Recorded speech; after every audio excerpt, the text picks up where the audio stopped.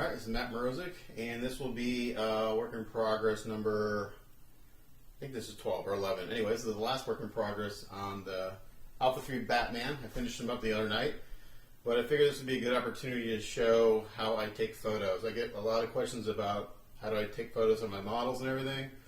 So what I did is I basically broke everything down that I use, and I'm going to go through the equipment I use, the settings I use, and how I light things. I pretty much light everything the same way. So a few times I've changed it up. The Hellboy I shot a little, I did a couple months ago. I lit that a little bit differently because I wanted a more dramatic look. So the first thing I'm going to go over is the lighting equipment that I use. Now I work as a professional photographer, and I've been a professional photographer for 20 years since I was 22. So I use pro photo equipment. So you guys probably don't have this, or you may have this, and this is not new to you, but I'm going to go over how I do it and try to explain. I'm not going to go really into photo basics. There's a lot of great YouTube channels that will, if you've never done photography or used a digital DSLR or anything like that, there's a lot of great tutorials out there on YouTube that can really go really into depth on photography, and if you've never done it before, where to start and go up from there. I'm not going to do that because that's a whole nother ball game as far as like starting with f-stop, shutter speed, ISO, and color balance and all that stuff. But as I do it, I'll explain the settings I use and why. So hopefully that'll teach you something. So this is the lighting equipment that I use for a typical model photo shoot. Starting over here on my left, your right are my commercial power packs, and these are what power my strobe lights.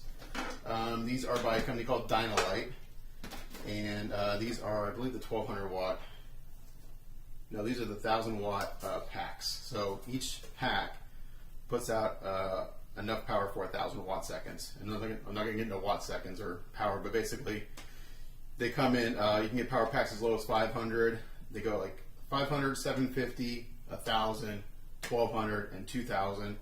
And then you can get some manufacturers even make power packs to go up to 4000. That's a lot of power, but 1000 watt seconds per pack. And I have two. I could technically use one, but I use two for a specific reason. I use one power pack for my main light, and I use a second power pack for the kicker lights, which I'll explain as I set those up later. It allows me to have more control over light ratios rather than just working with one pack. I do have control over light ratios on these packs, but it's not as fine-tuning as if they're separated. So that's why I use two packs. I also have what's called mono heads. I'll show you that real quick. This is what's called the mono head, and this is a strobe unit all in one. It's the power pack and the light unit, and these are great for beginners because they're usually less expensive. Like this is from a company called Calumet, who's no longer around, unfortunately. And this is their travel light mono head, which I've been using since I was in college. And these are really nice. I bought the Dynalites several years ago when a friend of mine was selling his really cheap. I got these like for a third of what they normally cost. He was changing his lighting equipment, so I got those. I bought these in college from a friend who was basically giving them away because, again, he was upgrading his lighting gear. I have no problem using old equipment as long as it does the job. I don't need the latest, greatest digitally powered, controlled packs. So this is a mono head. So this mono head takes the place of a pack and a head, whereas when you use a pack, you need the pack and the head. So mono head, one unit, strobe pack, you need the pack and a head.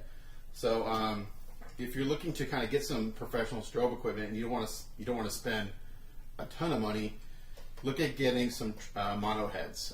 Look on eBay for Calumet travel light heads. There's a company out there called Alien Bee, and they make a really nice mono head. It's about this big. It's really tiny. And I know a lot of people who've gotten into strobe equipment buying those, and you can find them used relatively inexpensive for, if you invest, and this may sound like a lot, maybe $500 or $600, you can get yourself a 3-light system that's pretty good. For an example, this mono head brand new, if I was to buy it brand new, it would be about $1,000. Again, I bought these off a friend. I think I bought them from him like $300 a piece years ago when I was in college. So I have a lot of these actually. I have like 8 of these.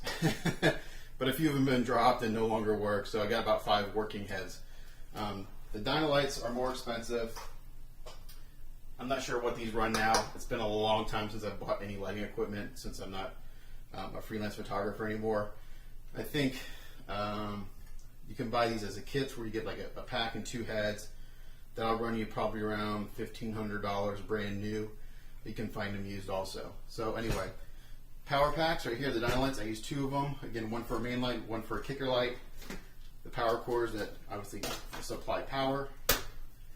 These are the strobe heads, and these are nice. I like these because they're compact, and they also have a built-in reflector if you just want to use a bare head, which I don't do too often unless I'm going to bounce it into a ceiling or into a wall or something. It's got an on-off switch for the modeling light, and the modeling light is simply the tungsten bulb in the middle that turns on to let you see what your light is doing before you actually start strobing. So it has 2 lights. The middle light is a monolight, and the outside is actually the flash tube. So this ring right here is the flash tube, and the center is what they call them, not the monolight, sorry, the modeling light. It's the modeling light. So the modeling light lets you see kind of what your light is doing, as you're setting up, and then the flash is what actually lights your subject. So for when I shoot models, I use 3. I use 1 for a main light, and I use 2 for a kicker. For my main light, I use soft boxes, and I used to use a medium size to large, but I was finding that I couldn't get, it was too broad of a light source, so I switched to this extra small. And this is from a company called Light Dome. It's called Light Dome, and it's from PhotoFlex. This is an extra small. It's actually my favorite size to use for just about everything. But they come in huge, extra large that are like 4 foot wide and 3 feet deep. So this guy's relatively small by about 12 inches by 8 inches, and I like this for just about everything that I do. Even when I'm shooting people, I'll use several of these rather than one big one because I can kind of light people individually. It attaches to what's called the speed ring. This is a speed ring, and there's several holes around the side to accommodate different types of soft boxes. So I'll show you how that goes. And basically, you have to know which holes to use because some of them won't work on this. But basically, it goes in here, and it's kind of like setting up a tent. Like if you're going camping. Just sets in there like this. And now I have a soft box. And this speed ring attaches to the head. So this will go into here, like that, and it's got some screws right here that will keep it from falling off, but will still allow it to rotate. So if I don't want to tighten that too far, but now I can still rotate this around the head if I want to change kind of the shape of the light. So that's the soft box that I use for main light. And then for the kickers, I use what's called a grid, honeycomb grid, right here. And these come in different sizes. I think the smallest, they come in degrees as far as like how the degree, how do I explain this? So this is a 20-degree grid. They go down to 4 degrees, meaning that the light coming through the grid comes out at a 20-degree angle. You can get them that come down to a 4-degree angle, which is a very narrow light source. So it goes 4 to like 10 to 20, 40, and then 60. So the degree of the grid determines the degree of your light source, if that makes sense. The degree of the cone of light coming out. I use a 20 degree because that gives me enough focus so I can put a highlight on the pieces where I want. It allows enough light through that it kind of gives a nice shape to things. A 4 degree is great if you're going to, like something very, very tiny. And then like a 40 or 60 degrees, almost like having a bare head with just a little bit of focus. So you basically focus your light. Now, in order to fire the strobes, I use wireless triggers, which are, these are called Pocket Wizards. There's several on the market. These are their older version. They now have digital versions, but basically these act as a receiver and a transceiver or a transmitter. These are kind of cool because you can use them. They all work both ways. You can use them as a transmitter or a receiver. So the different settings allow you to do that. So one goes on my camera as the receiver, and one goes on the pack as the transmitter. And that's why this cord is here. This cord here is here to hook it up to the strobe pack. And this just goes on your hot shoe of your camera. As far as getting the lights set up, Sorry, let me turn my fan. It's warm up here. I've got a bunch of stands over here. So for the little kicker lights, and since I've been setting up in my work area upstairs, and it's very confined. So, but it works. It's kind of nice because it's inside. It's not, you know, hot or freezing outside. For my kicker lights, I use 2 little light stands. These actually came with the Dynalights as a kit. These aren't anything really fancy, but they're just, it's called the pick stand. So it unfolds. These are relative. Actually really like these because they are so compact and they're perfect for what I do. You know, I'm not setting up huge lighting rigs and stuff like that, so I'm not supporting a lot of weight. I'm not, you know, cantilever lights over things. So these are perfect for what I do, and they collapse into this nice little size, and then they go up to 8 feet tall once they're completely extended. I only have one of those up right now. I have a different type of pick stand right here from called Manfrotto. It does the same thing. It's just a different design.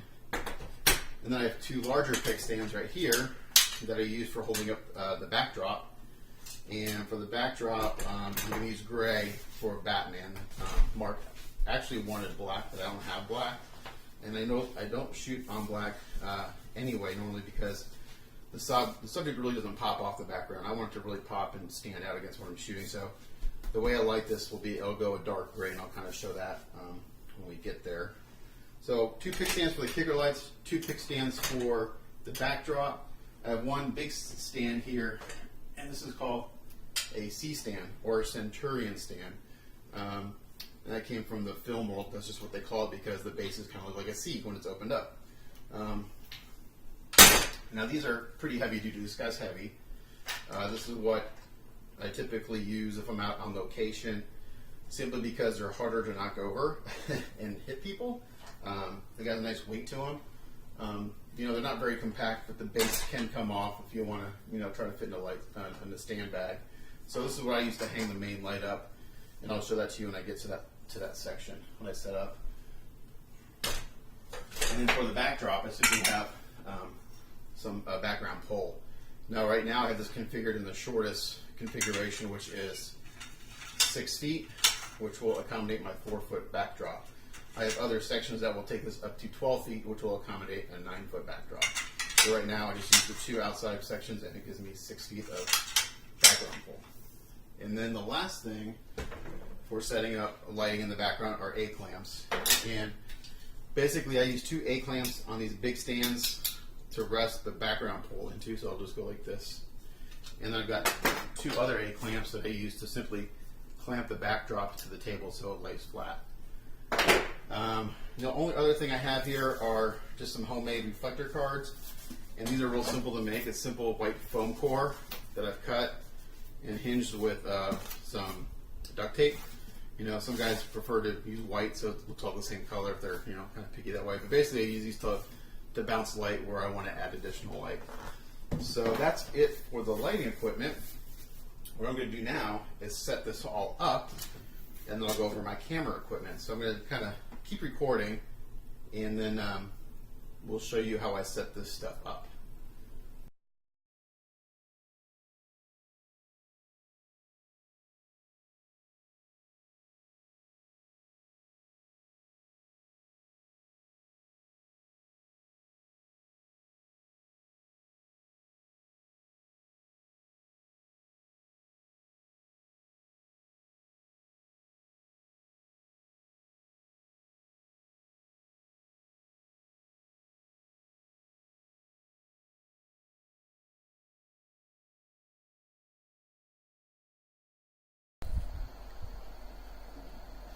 Alright, so we got the backdrop set up. Kind of got my lights roughed in, as you can see here. So now one of the first things you want to do with your backdrop is make sure it's straight. Right now it's looking a little kind of wonky. You want to make sure that this curve curves at the same amount across the whole background, because otherwise what's going to happen is, the way I'm going to light this is the background will go darker than the foreground, which will create a horizon line in the back. A soft horizon line, but a horizon line anyway, and that'll be crooked. It won't be level horizontally. So what determines that is basically are your light stands the same height on each side, and right now they both are. They're pretty close. And then also is your paper coming at the camera at a straight angle. So actually my camera right side needs to go up just a little bit. So the first thing is make sure your backdrop is level at the top, and then what you need to do is make sure that, so you got my A-clamp, I just clamp it in place. You can adjust the paper left and right, and you can see that that kind of changes the way that that comes down. So right about there, it looks pretty good to me. So I'm going to go ahead and clamp that. And you want to be careful that you don't kink your paper, because if you kink it, that will show up in every single photo, and either have to Photoshop that out or leave it or whatever. You can also, like my table's a little crooked, so I'm going to adjust my table a little bit. Right about there. And now what I'm going to do is, this is a pretty soft transition, meaning that it curves up pretty gradually, but I want a little bit of a harder line in the back there. So I'm going to let down some more paper. The more gradual this curve is, the softer transition from the foreground to the background. The more drastic it is, the harder a transition. You'll get a harder line. I can actually make a really hard line if I let enough paper out to actually go down below the table behind, which will create a definite horizon line. But I'm just going to create kind of a not a real hard transition, but a semi-hard transition. I don't know if that's a true word, but I'm going to do that. I'm just going to let more paper. So I'm just going to sit here and roll some more paper down. Right about there. And that should give me kind of the effect I want. What I'm looking for. I'm going to clamp it at the top so it doesn't unroll anymore. So now my backdrop is pretty much set where I want.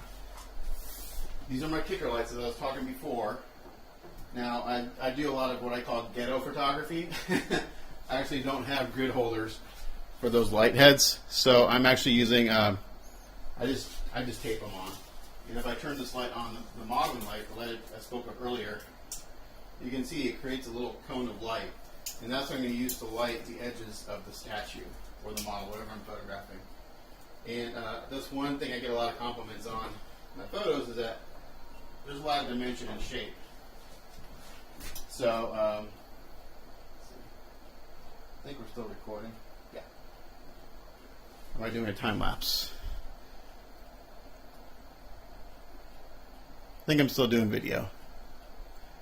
Yeah, video. Okay, so I want to make sure I'm recording video and not time lapse.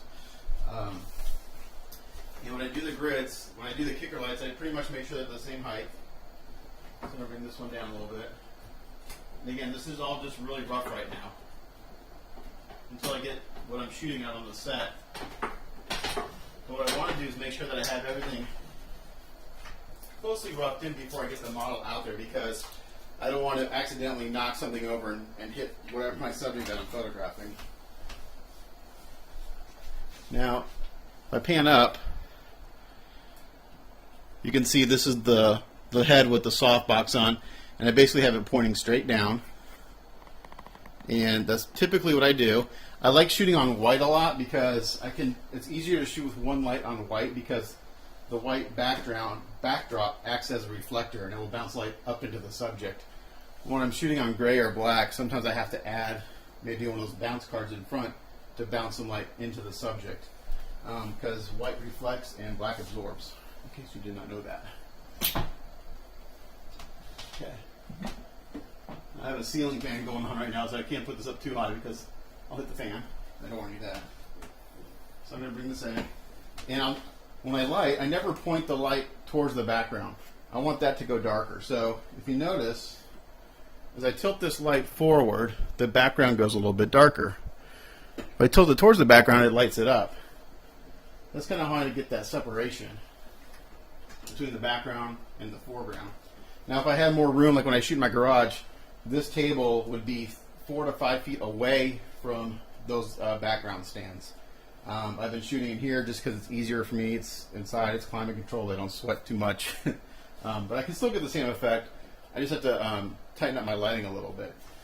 I'm going to bring the camera off this tripod for a second. Sorry for the spinning. And I'll show you how I have the lights plugged in. So I mentioned earlier I have 2 strobe packs. This strobe pack right now has my both kickers plugged in. The way these work is there's 4 outlets on the pack. Oh, no, these only have 3. I have older ones that have 4. If I put it in the A socket, that means all the power of the pack is going to this one socket.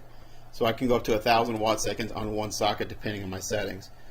When I go into the B, it's splitting it evenly. So what I'm going to do is I'm going to do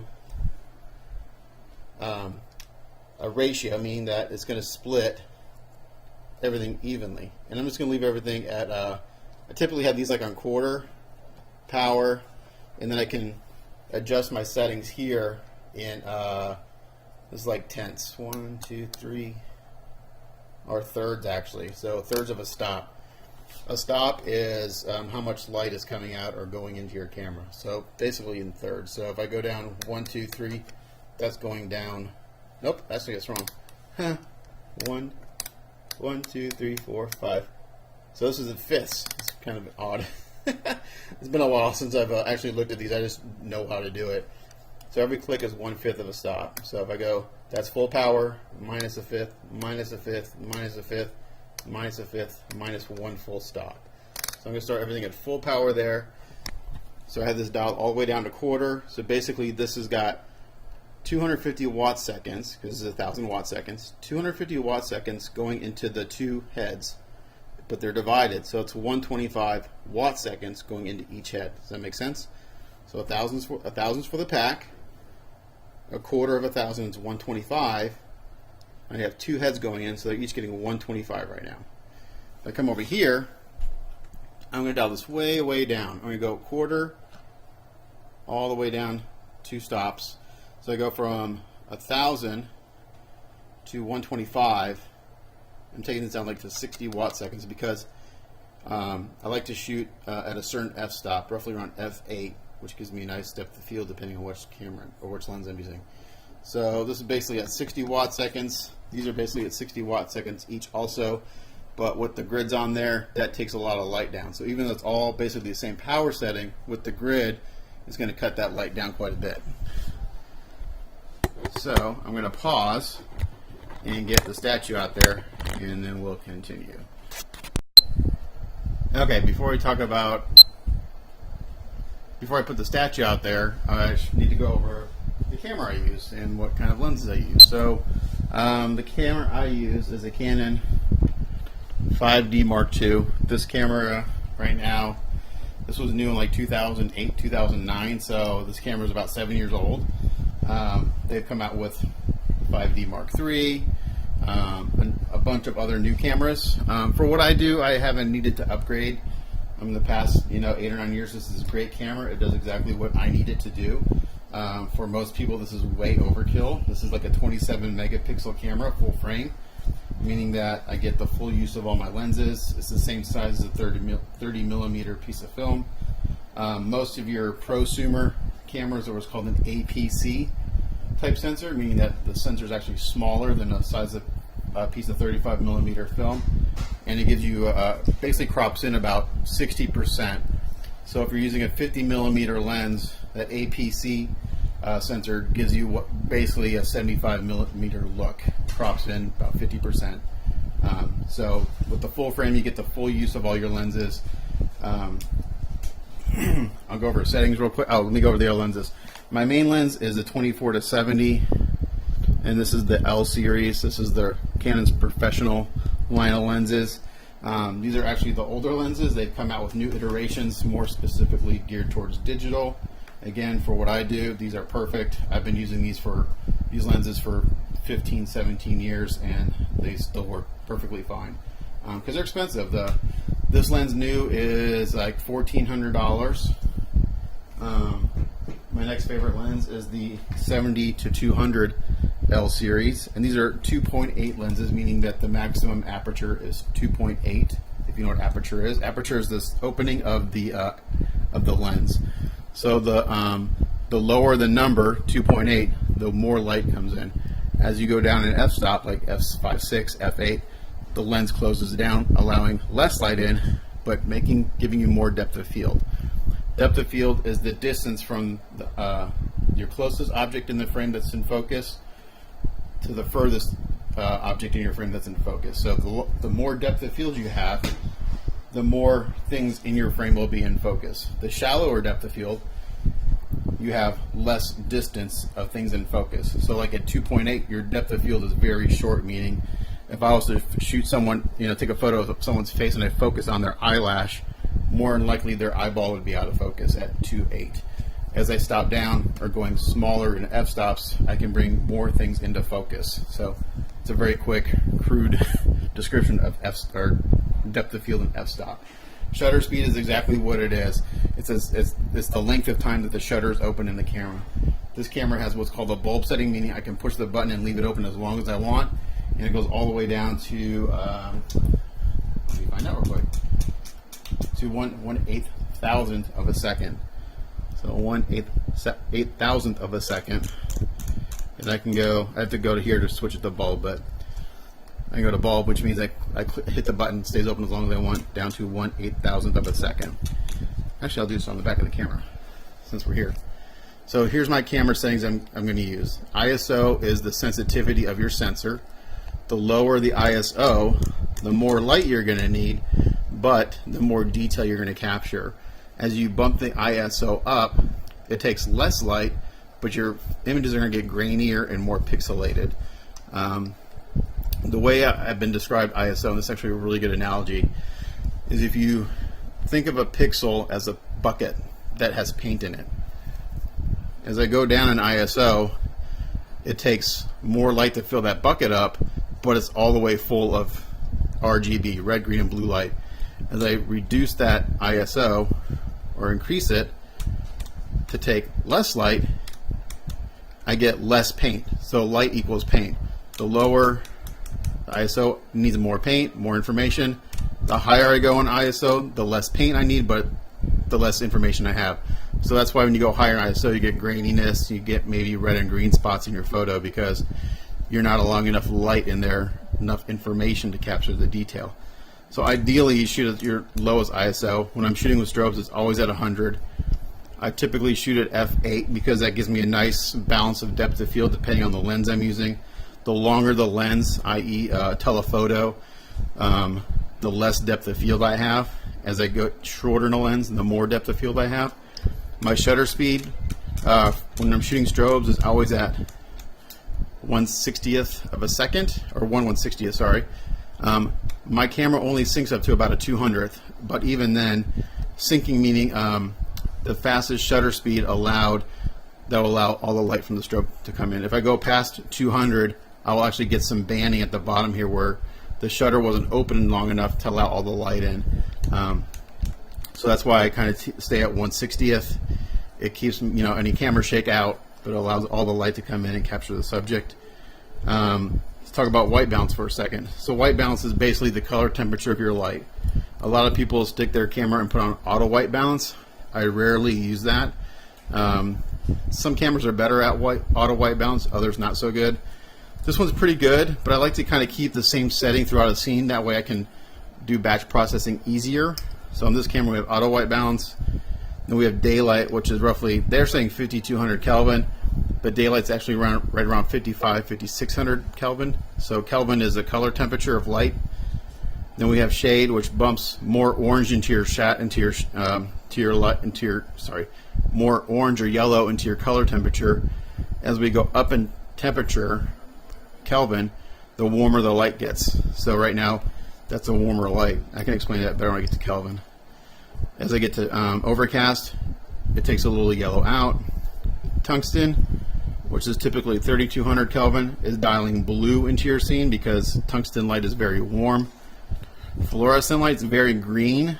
So this is actually kind of a misnomer setting because you want to add magenta when you're doing fluorescent light. So this usually doesn't work very good. Flash is typically right at daylight, 5500 Kelvin. I can do a custom white balance, which I typically don't do, and then Kelvin. So when I usually use Kelvin a lot, so I can go in here and dial the Kelvin wherever I want. So like if I'm shooting with strobes, I typically just put it on 5500, or I'll just put on strobe, basically the same. If I'm shooting like inside and it's all tungsten light, I'll take this and I'll put it like around 32 to 2800, depending on how warm the light is in there. That way it gives me a little more control on color balance. For now, we're just going to stick it on flash since we're using flash. I'm going to use 1/160th f8 and ISO 100. Don't worry about this setting. This is your plus or minus if you're using an on-camera flash. We're not doing that. That allows you to adjust how much power is coming out of the flash. And I always shoot RAW. I never shoot JPEG. RAW is equivalent to shooting a piece of film, and JPEG is equivalent to shooting like a Polaroid. There's less information in a JPEG. RAW captures all the information from your subject. So, Canon 5D Mark II, 24-70 lens, 70 to 200, and then if I want to get really close, I'll use this 50 millimeter macro. Macro meaning I can get super close and still focus. I don't use this too much. I can get basically what I want with the 70 to 200, but if I'm shooting something I'll get really close and a lot of detail, I'll shoot this. This will also show all your mistakes really well. So I know a lot of guys that will use a 50 macro as they're working on their kit to show mistakes that they can't see with their naked eye. I don't do that because I judge a piece based on what it looks like in person, not what a camera sees super microscopic close, because if your eye can't pick it up, I don't worry about it. Alright, so that's the camera and the lenses I use. Got the light basically roughed in. So now let's get what we're shooting out on the set. Here's my pocket wizard. I put that on turn my pocket wizard on, and I've got that set to transmit because I wanted to transmit a signal. As you see, as I plugged it in, it fired the strobes. Actually, I can tell they're too high right now. I'll have to dial them down. Let's see. There we go.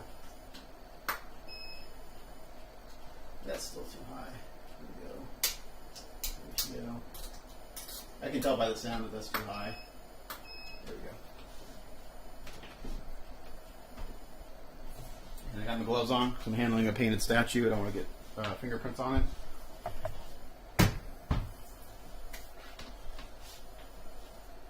He actually moves pretty easily as one piece. Just go slow. And we're going to put him right there. Okay. So now we have our kit out on the set. And it's a little hard to see what's going on right now because we got a lot of light kind of going on them. I never put the light directly on top. If I do that, what happens, you get a lot of shadows in here, really dark. Sometimes you want that really dramatic look. But I spent a lot of time painting this, and I want to show that work off. So I bring the light usually kind of out towards the front here, like this. And as I bring it out, I get light in there. Now this is actually a tricky subject because we have natural skin tone, which is relatively pale, and all this dark tone around it. So more than likely what I'm going to have to do is after I shoot these is go in and darken his face just a little bit in Photoshop. I'll see if I can do it with the lighting. It's going to be tough. So I want to make sure I can see all this shading in the blue and in the gray. I want to make sure I can see all the water effects I did on the base and all the shading in the brick. So this is a tough subject to light. So this could take a little while for me to kind of get where I want to go with lighting wise. And I'm getting a little lens flare from up here, but that's okay. So now what I'm going to do is I think only one of my monolight's working on this guy. If I kick this on, you can kind of see what's happening over here. I'm getting some highlights on them. I think I want to bring this light up a little bit, like this. And I'm not going to hit it directly on him, because it'll just blow out all that detail. I'm going to kind of skim him a little bit. I'm actually going to bring my light to the side here, and I'm actually going to shoot the light in this direction. So I'm cross-lighting him. So I'll get a nice little highlight here. I should get a little highlight. If I want to get a little highlight on his head, I can bring it up. Actually, let me show you. If I turn this light off, or just the monolight off, and I turn off the the light over here. Let me go turn off the room light real quick.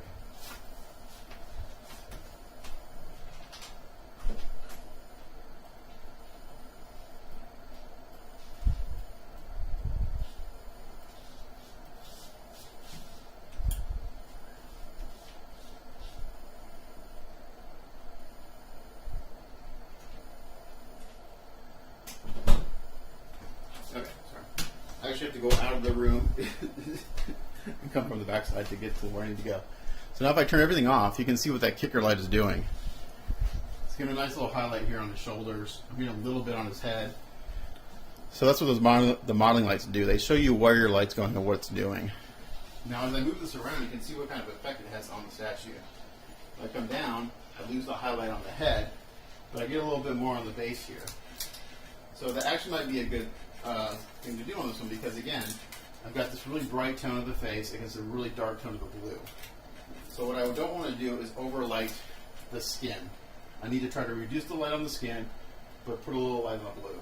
So what I think I may do is actually bring this light more this way, and then come up a little bit. So this way, now I'm getting a nice little highlight here on the base. You see that?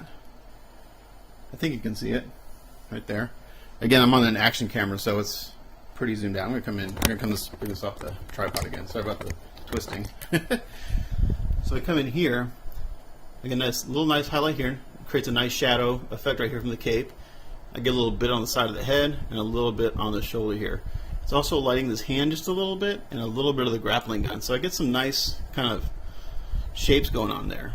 Now, I think this modeling light on this other one is out, so I'm not going to be able to actually see what it's going to do until I start taking pictures. Yeah, so unfortunately this modeling light is burnt out. So I'm going to kind of guesstimate what I want it to do. Really, what I want this to do is kind of highlight all this cool fabric here and maybe add a little highlight here on the corner of the base and light up the bird's head a little bit. So let's see what that looks like when I start taking some photos. So again, that's kind of, I don't have that one working, so I won't be able to tell what it's doing until I start taking photos. And now if I bring this on, it kind of washes everything out, but I can kind of get an idea. I'm going to bring this light kind of way out far because I want that background to go darker. So I'm actually aiming the light right about here. And I'm just using, so this light's coming down kind of like this in a cone. I'm using the outside edge of that cone of light to light Batman. It's rare that I use the center portion of the light. It's really, even with the softbox, it tends to be hard. The light softens as you go out from the edges. So I typically will light using just the edges of the light.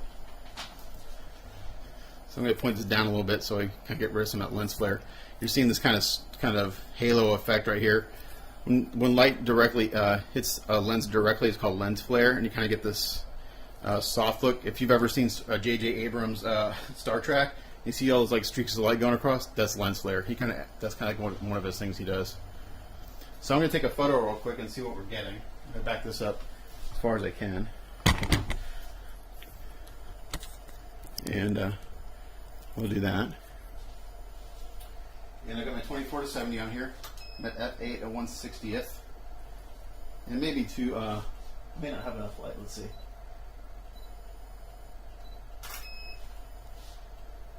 Okay. Oh, I gotta turn on. There we go. 1 second. I have only one transmitter going on right now, so I need to turn this on to the low top. There we go.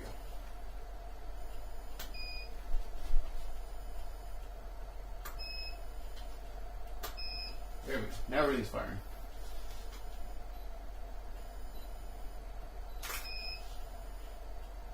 Okay, so my initial photo is not looking bad, it's just a little dark. I'm going to come in here and try to show you on the back of the camera. So, what I'm going to do is I actually like the lighting. He's just a little dark overall. So I can either do one thing. I can open my f-stop. I'm at f8, go to 5/6, open up a stop, which means for every stop you open, it allows twice as much light in. So I was at f8. The next full stop down is, or the next full stop down is 5/6. or actually, I should say the next stop up. As you go, it's confusing. As you go down in number, you go up in light. So that's a little confusing. So if I open up my f-stop, one full stop is going to allow twice as much light in, meaning that my image will be twice as bright as the previous one. I'm not a very good photo teacher. I'll admit to that right away. But actually, that right there is probably what I want. So now what's happening is I'm getting a little bit of a light leak from my grid on the backdrop there, so I'm going to take care of that.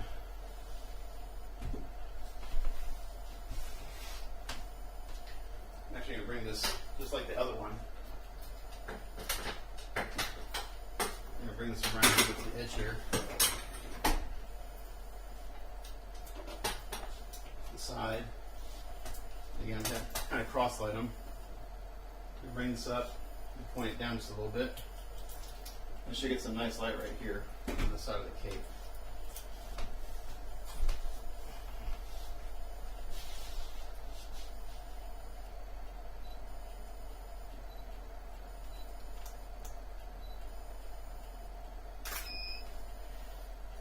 Alright. That's looking better. So now, like I mentioned before, I'm running into a problem where his face is a little too bright. And I may not be able to do anything about that right now. The way, just because his skin tone is so dark compared to the rest of, our skin tone is so bright compared to the rest of them. I'm going to back this light up a little bit. I don't want to point it to the, really point it at the backdrop, so I want to keep that kind of nice and dark. So I brought this light closer to here, meaning I'm going to have less light going on the foreground.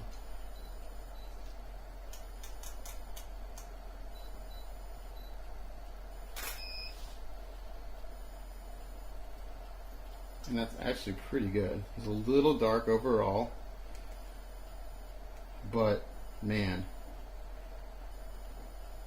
that may be where he needs to be. I'm going to bump this light just a little bit. I'm going to go 2 fifths. So I kept the kicker lights at the same power setting as they were, and I bumped up this light just a little bit. I'm going to go ahead and take this light and bring it over a little bit. Right about there.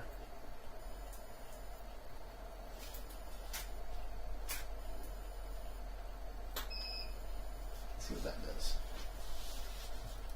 So now I should get a nice kind of light coming through on his belt.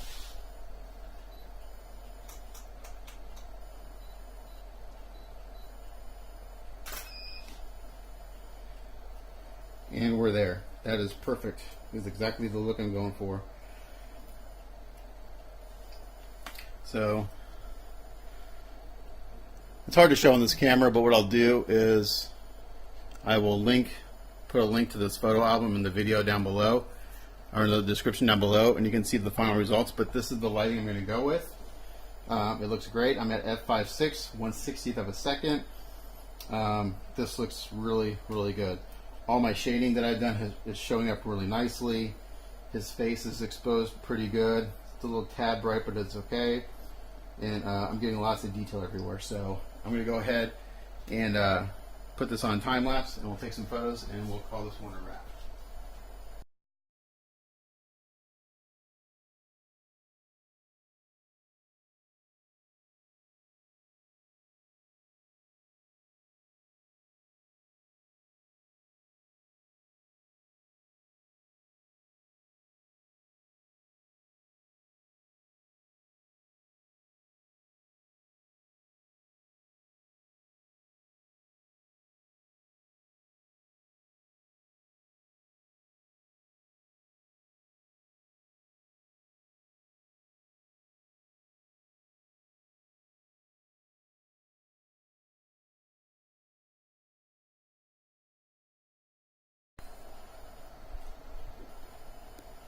All right, and there we go.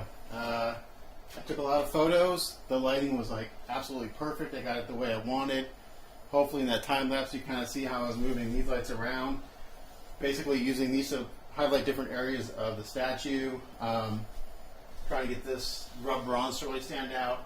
The last few photos are really concentrated. I'm trying to get the eyes lit up because with all the top light down, you couldn't see his eyes. So his last few photos really kind of highlighted his eyes. So another long video for me, but hopefully this will help you understand how I light things for modeling, or how I light models and stuff like that. But he looks amazing. I'm super proud of this paint job on him, and I can't wait till Mark sees him. So anyway, that's it for Batman.